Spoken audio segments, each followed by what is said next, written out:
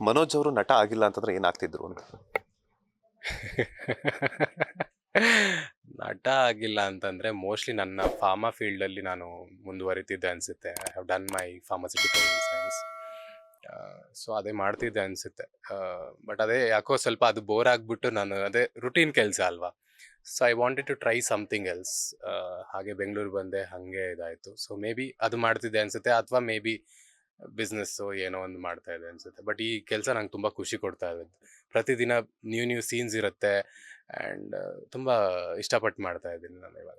Cinema ರಂಗಕ್ಕೆ ಬರೋದಕ್ಕೆ ಯಾರು ಸ್ಫೂರ್ತಿ ನಿಮ್ಗೆ ಅಂತ? ಇನ್ಸ್ಪಿರೇಷನ್ ಯಾರು?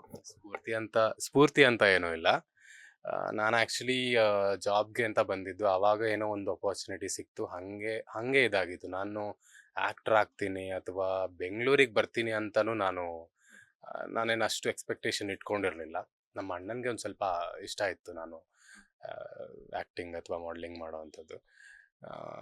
ಸೊ ಆ ಮುಖಾಂತರ ನನಗಂತೂ ಪರ್ಸ್ನಲಾಗಿ ಇಷ್ಟ ಇರಲಿಲ್ಲ. ಬಟ್ ಬಂದ ಮೇಲೆ ಜನ ತೋರಿಸೋ ಒಂದು ಪ್ರೀತಿ ಅದು ನೋಡಿದಾಗ ಇನ್ನೂ ಕ್ರೇವಿಂಗ್ ಸ್ಟಾರ್ಟ್ ಆಗುತ್ತೆ ನಮಗೆ. ಇಲ್ಲ, ನಾನು ಇನ್ನೊಂದು ಪ್ರಾಜೆಕ್ಟ್ ಮಾಡಬೇಕು, ಅಲ್ಲಿರಬೇಕು, ಇಲ್ಲಿರಬೇಕು, ಜನ ಇಷ್ಟಪಡ್ತಾ ಇದ್ದಾರೆ.